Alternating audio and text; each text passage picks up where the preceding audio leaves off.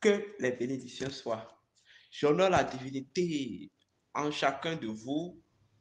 Je déclare que la lumière engendre toujours la lumière et éternellement la lumière. Bienvenue à notre nouvelle saga sur la connaissance universelle, l'authentique, la véritable. Alors, je remercie tous ceux qui sont abonnés à notre chaîne YouTube, à notre page Facebook, tous ceux qui nous suivez, vous qui nous suivez en direct et sur Au cœur de l'étrange. Et je vous déclare que la lumière soit, que la paix de la toute providence divine de la plus profonde lumière de l'océan universel soit et demeure et jaillisse dans votre cœur. Alors, bienvenue, comme je l'ai dit, à notre nouveau thème. Le thème de ce jour, le thème sur lequel on va s'entretenir avec vous, ce jour s'intitule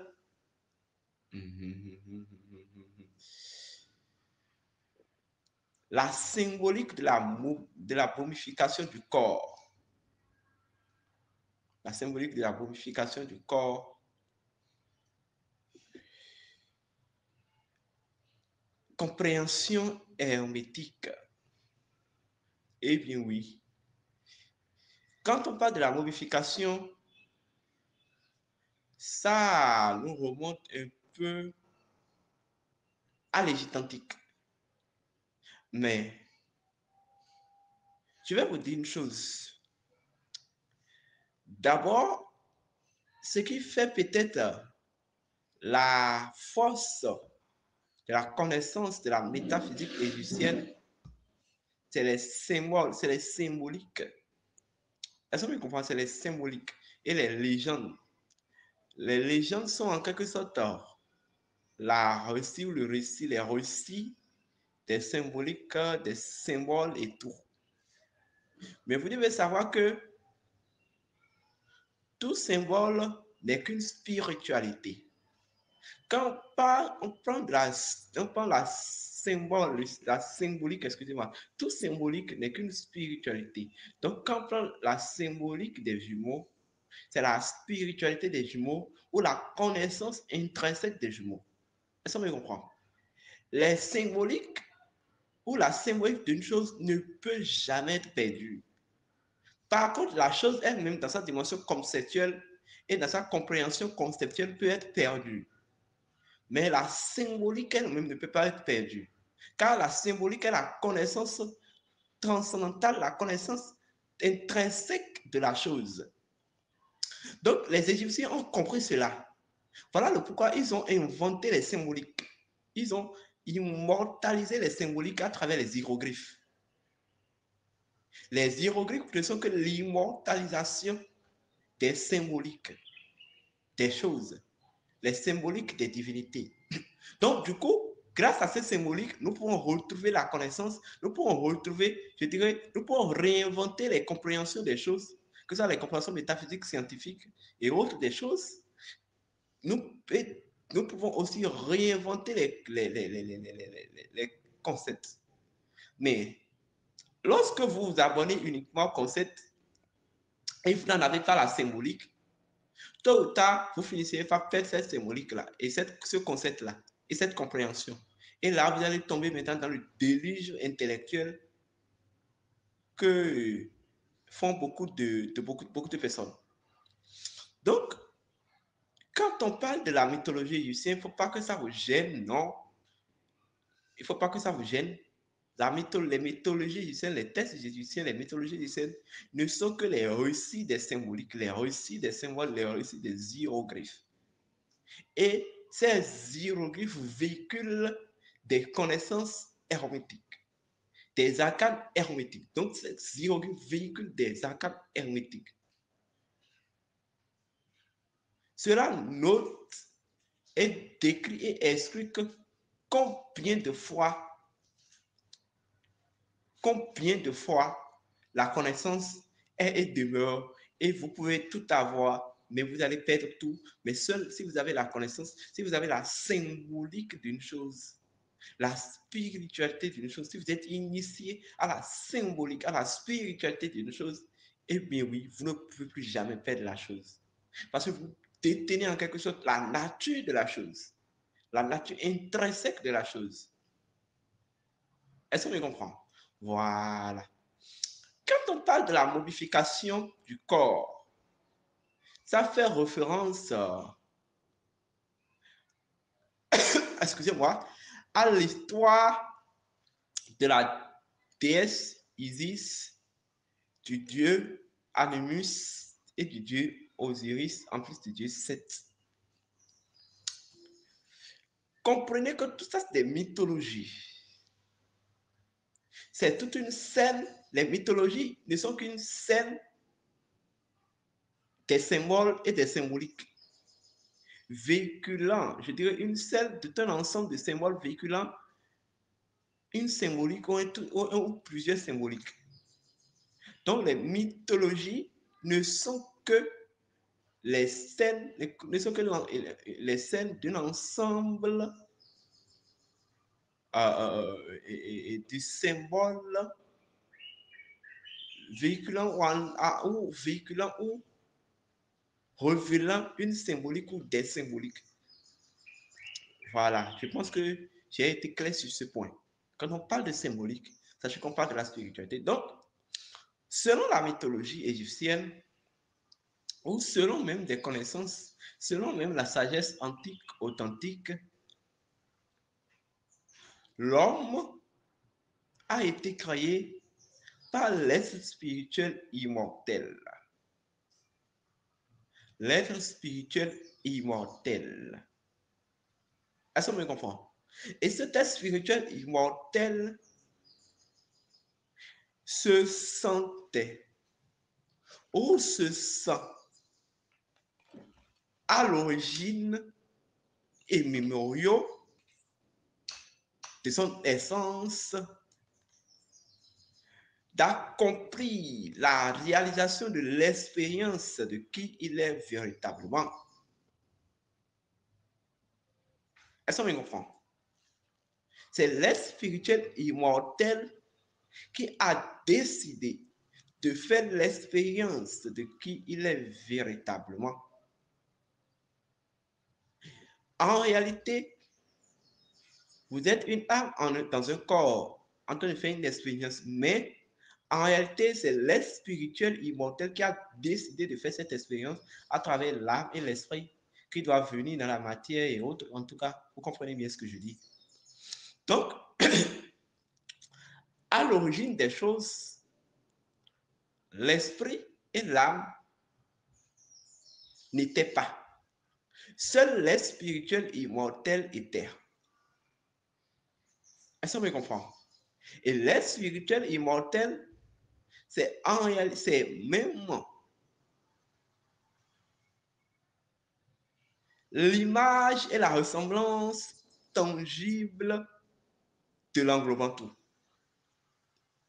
L'être spirituel immortel est l'image et la ressemblance, c'est l'être androgyne de l'homme. C'est l'être androgyne de l'homme. Que ce soit clair. Donc, lorsque l'être spirituel immortel a décidé de faire les expériences, de faire l'expérience de qui elle est, de faire l'expérience de réaliser, d'accomplir la réalisation de l'expérience de qui elle est, il a enclenché ce processus selon les procédures du jet. Les procédures du jet, le jet, c'est le jet, on parle du jet universel. En réalité, l'être spirituel immortel est issu du jet universel. L'être spirituel immortel est issu du jet universel. Et la racine de cette jet, ou même la racine de ce jet, est le nien ou la condamnélie, c'est-à-dire votre, votre serpent souterrain ou votre esprit saint intérieur.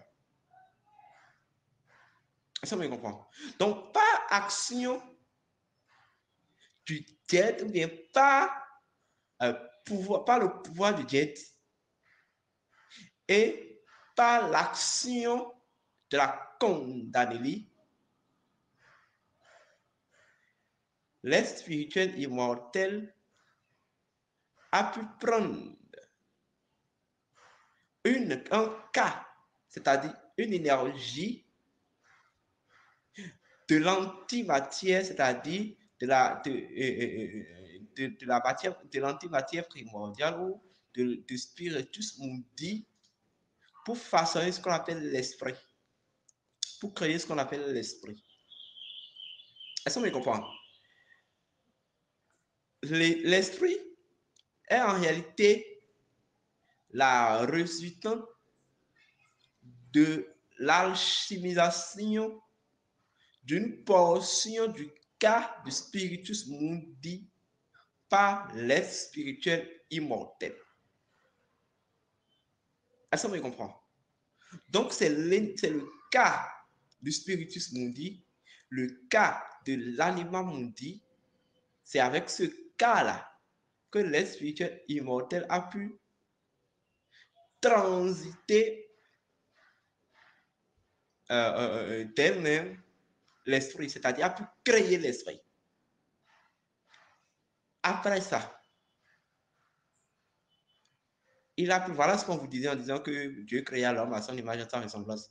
Dieu qui créa l'homme à son image et à sa ressemblance, en réalité, le Dieu qui a créé, en réalité, l'homme qui a été créé dans Genèse 1 est l'être spirituel immortel. Et c'est ce être spirituel immortel dans Genèse 2, c'est lui qui a pris, je dirais, une petite portion du sabre ou une petite portion de la poussière pour créer l'esprit. C'est-à-dire Adam, Adi, Ama, qui en réalité l'esprit. C'est le cas, il a pris le cas du spiritus mundi, le cas du feu sacré pour créer l'esprit.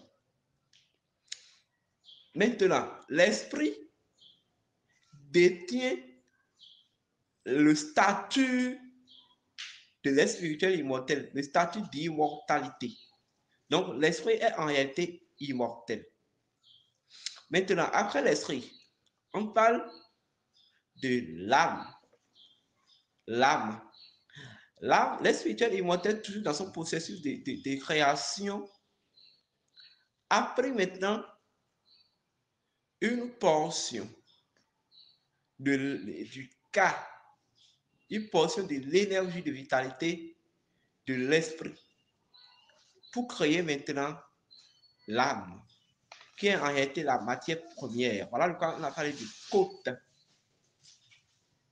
Et ça, si vous comprenez, voilà le quoi on a dit. Et Dieu prenant le côte d'Adam et autres. Bon, tout ça, vous le savez.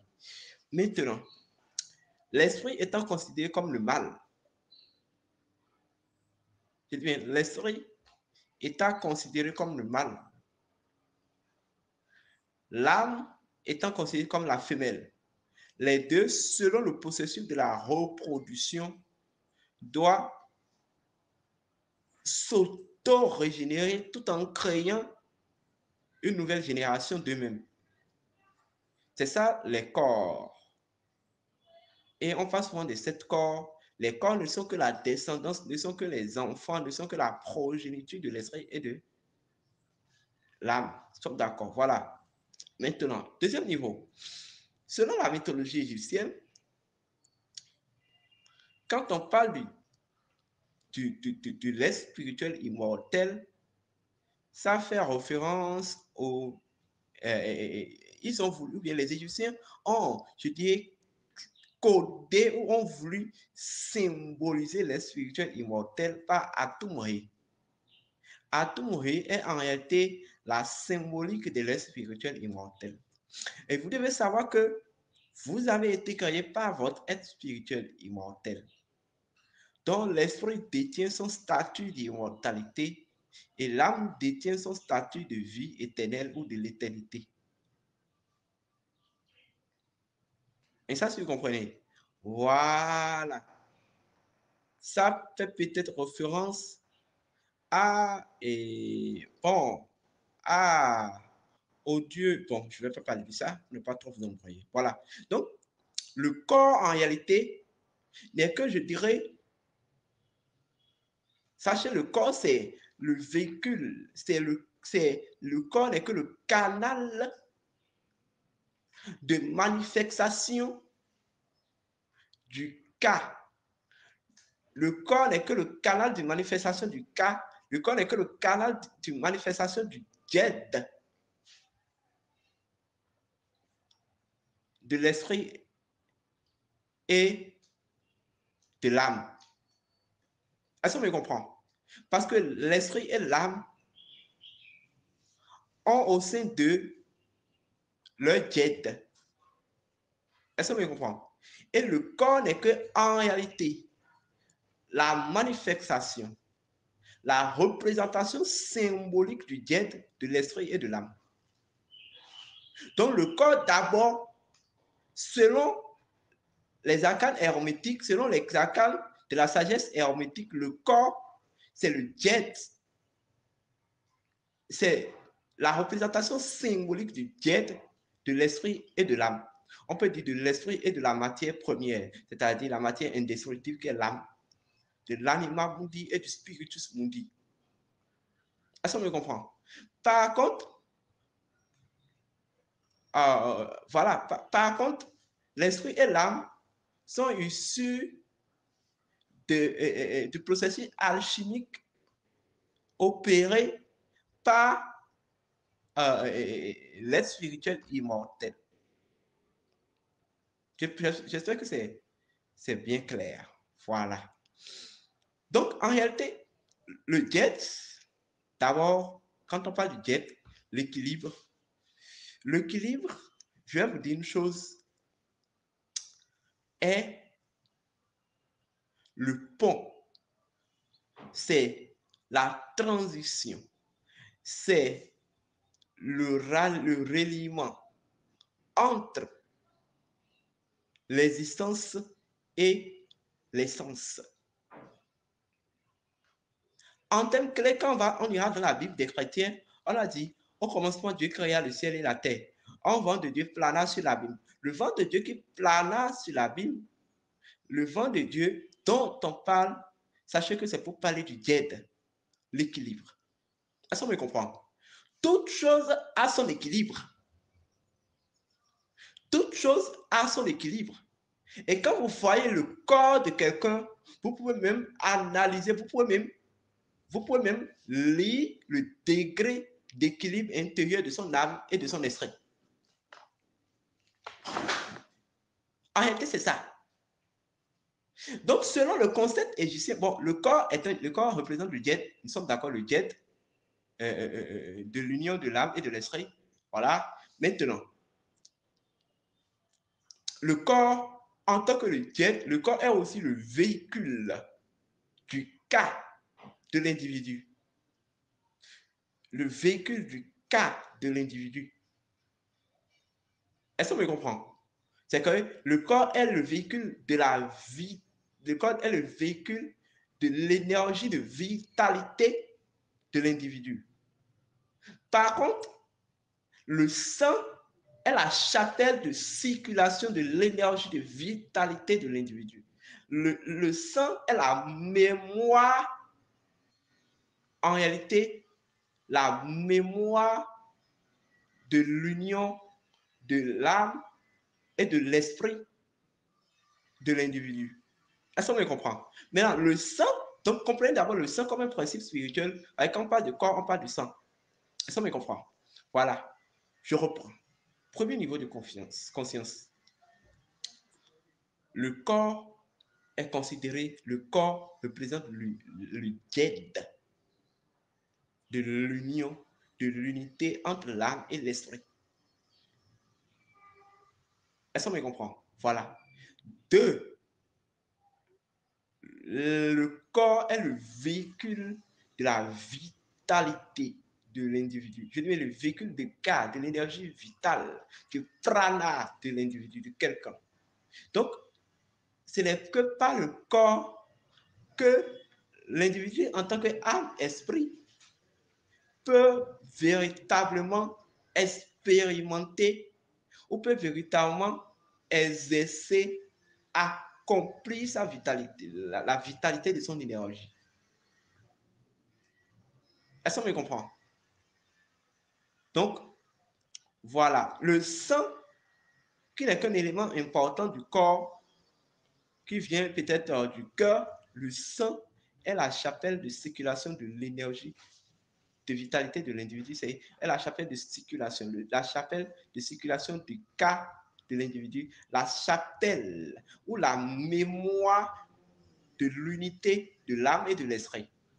Or, la mémoire d'une chose est l'indice capacitaire, est la source capacitaire, est le potentiel capacitaire ou la puissance capacitaire de la chose. Donc, le sang d'une chose, le sang est en réalité la potentialité capacitaire de l'unité de l'âme et esprit. Est-ce qu'on me comprend? Voilà. Maintenant, je pense que cela est clair. Selon le cycle de l'âme, parce que je vous ai dit, l'être spirituel immortel est en expérience, selon le cycle de l'âme, l'âme doit réaliser certains pouvoirs d'elle-même, certains pouvoirs de son unité, certaines l'identité, voilà, l'identité de l'unité de son, l'identité de l'unité de l'esprit et de l'elle-même, tout en descendant dans la matière. Et d'où est issu le cycle de la réincarnation. Le cycle de la réincarnation. L'être spirituel immortel a créé l'esprit et de l'esprit, il a pris en réalité le cas de l'esprit, une matière première de l'esprit pour créer l'âme. Et l'âme et l'esprit se sont créés une unité, voilà, se sont unis. Et cette union a engendré un jet qu'on appelle le jet intérieur de l'unité de l'âme et de l'esprit. Et ce jet, en réalité, sera maintenant le véhicule d'opération de l'âme et du cas de l'individu et du cas de l'individu au cours d'une expérience de réincarnation, au cours d'un cycle de réincarnation. Est-ce qu'on me comprend? Donc, plus l'individu en tant qu'âme, esprit uni, évolue dans la réalisation de leur jet intérieur, plus l'individu change de corps. Donc, le processus de changement de corps d'abord, ou le processus de la désincarnation, n'est que, je dirais, ou bien, je ne vais pas dire le processus, le phénomène de la désincarnation, de changement de corps, n'est qu'un processus, un processus de déroulement, un processus de réalisation, un processus de changement, ou processus d'ascension de l'âme, l'esprit et l'esprit unis d'un état d'accomplissement de jet vers un autre état d'accomplissement de leur jet intérieur. Est-ce qu'on me comprend?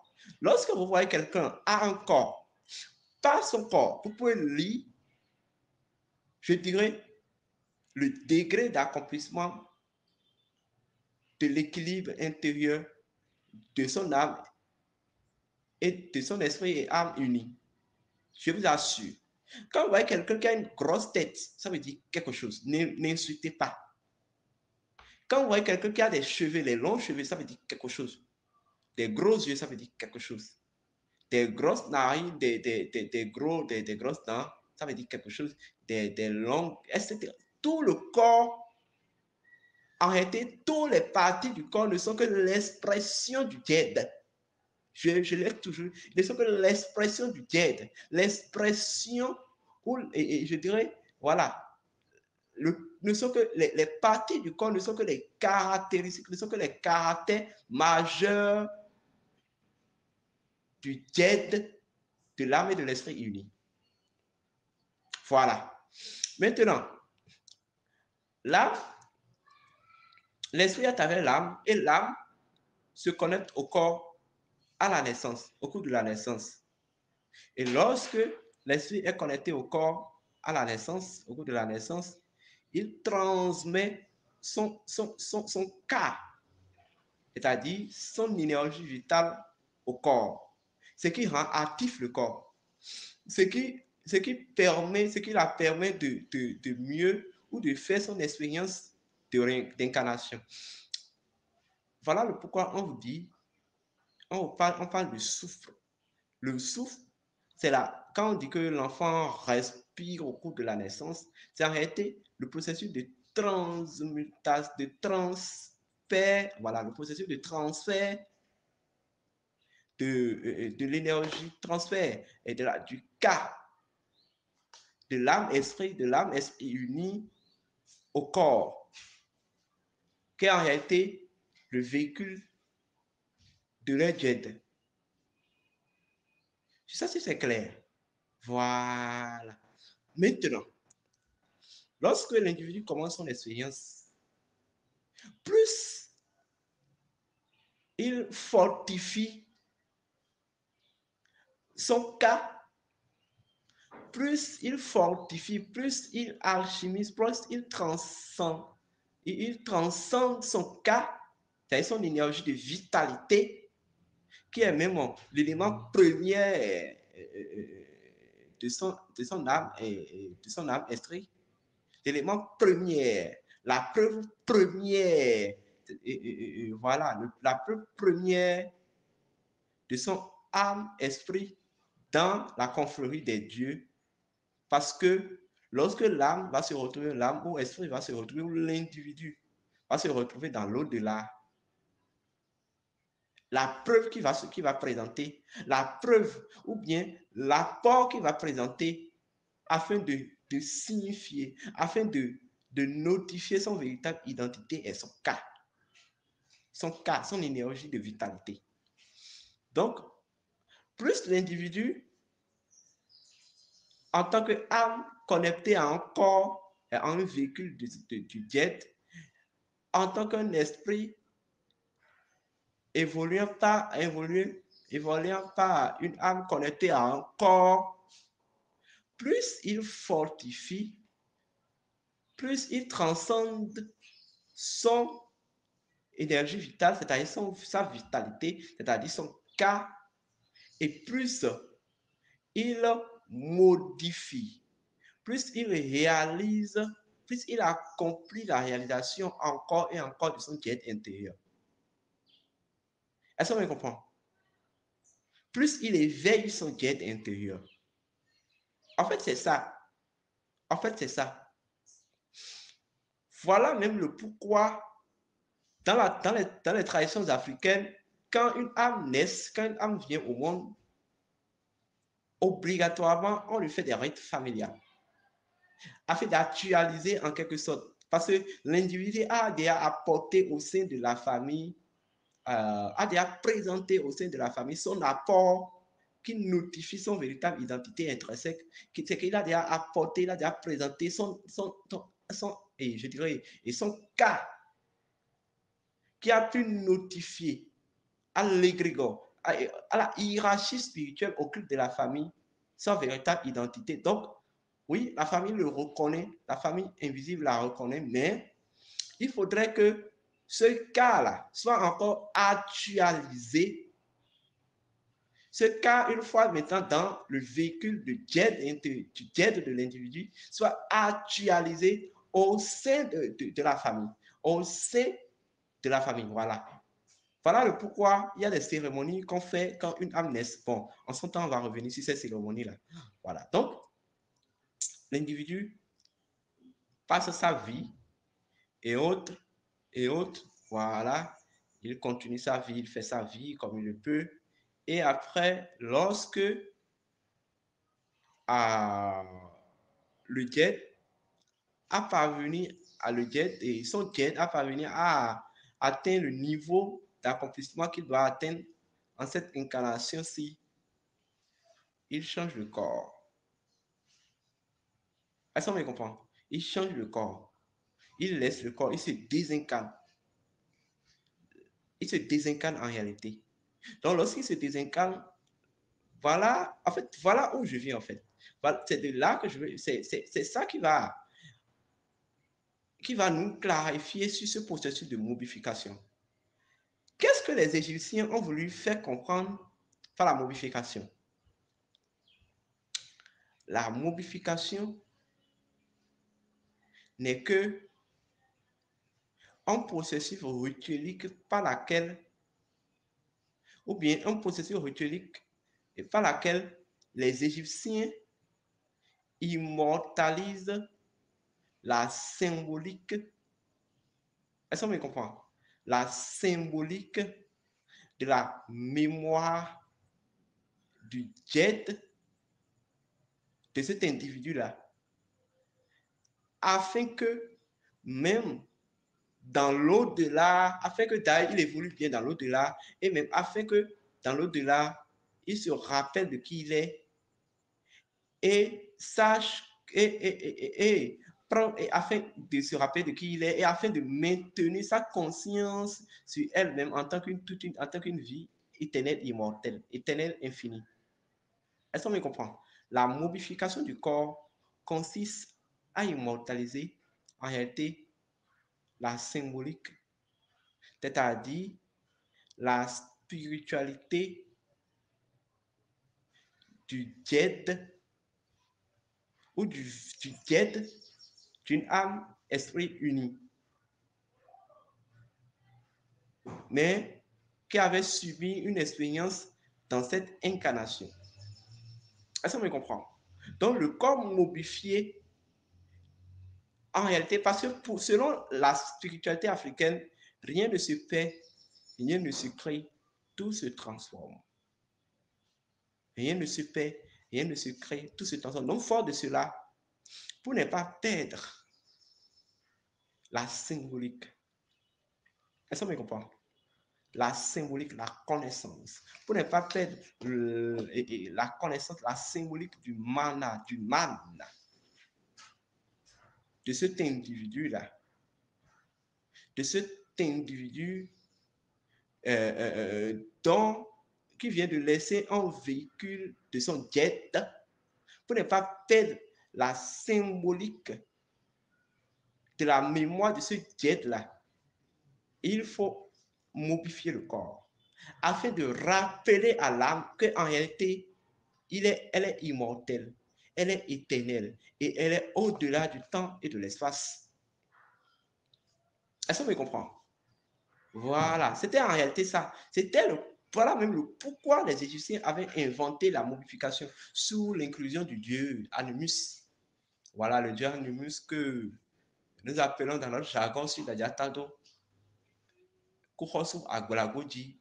Et quand vous allez dans la tradition orientale, ils appellent ça le Seigneur et voilà le Seigneur Yamatuta.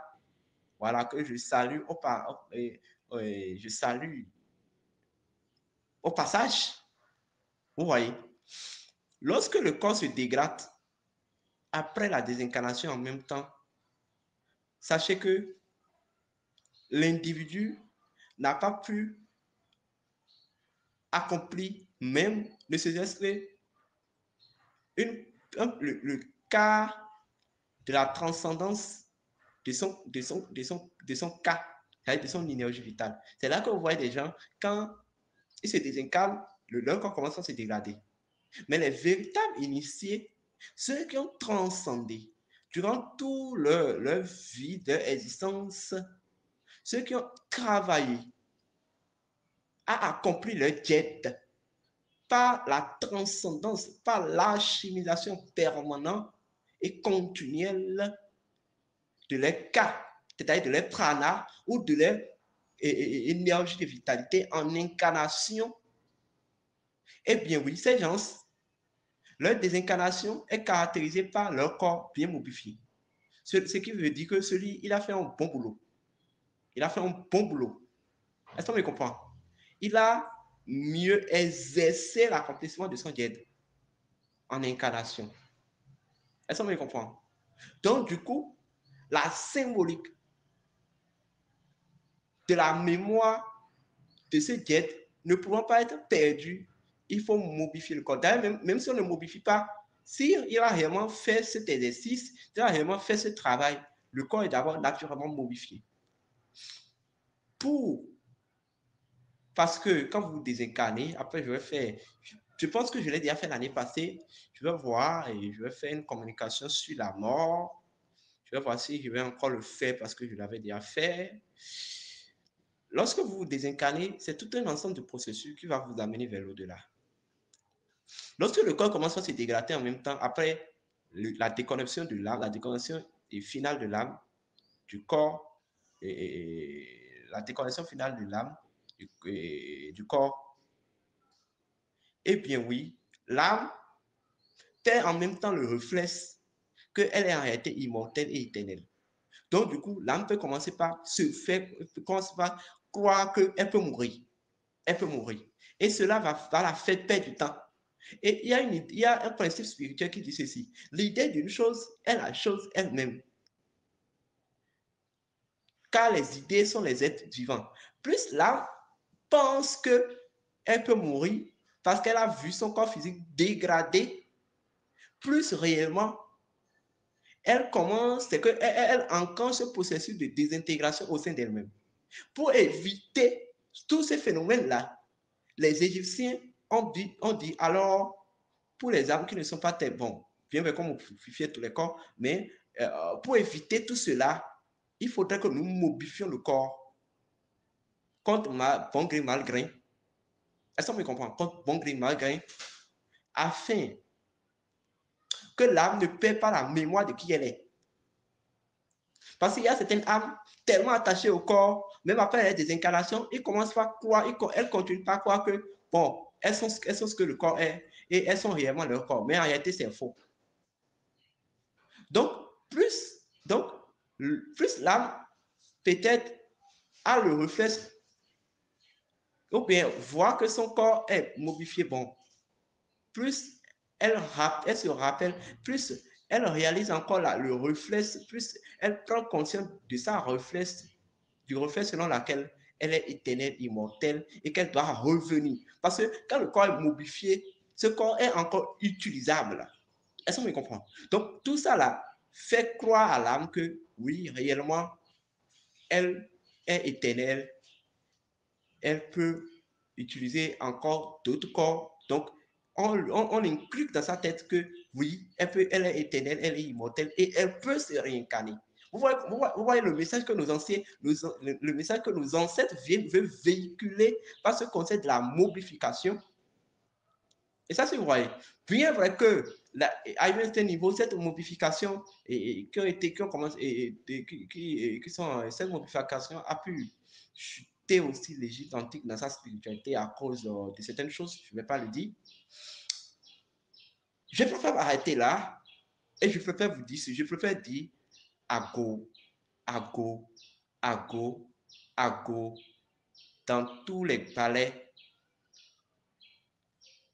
dans tous les balais, dans tous les couvents de la divinité Clutor, dans tous les couvents, dans tous les loges, dans toutes les sociétés secrètes, dans tous les temples secrètes de Dieu Animus,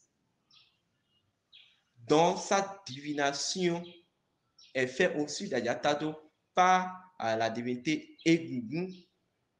Même quand on va à Oyo, je me prosterne et j'honore ces garants, ces gardiens, ces dignitaires de cette culture, de cette tradition qui continue d'être garant, qui continue de valoriser cette grande spiritualité du Dieu Animus, qui est même la source de la mobification, mais qui n'est que qui donne en réalité un sens intrinsèque à la connaissance universelle. Je dis Ago, Ago, Ago, et je m'incline devant tous les véritables balais, les véritables et authentiques balais.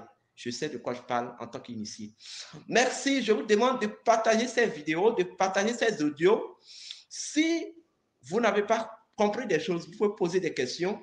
Merci, merci. Que ceux qui sont appelés à comprendre comprennent parce que, après tout, nous sommes sur des plateformes, nous sommes devant toute une grande public et nous ne pouvons pas développer des choses de logistique. Alors, je vous demande, je vous invite à aller à l'école de la connaissance. Merci. Je vous embrasse.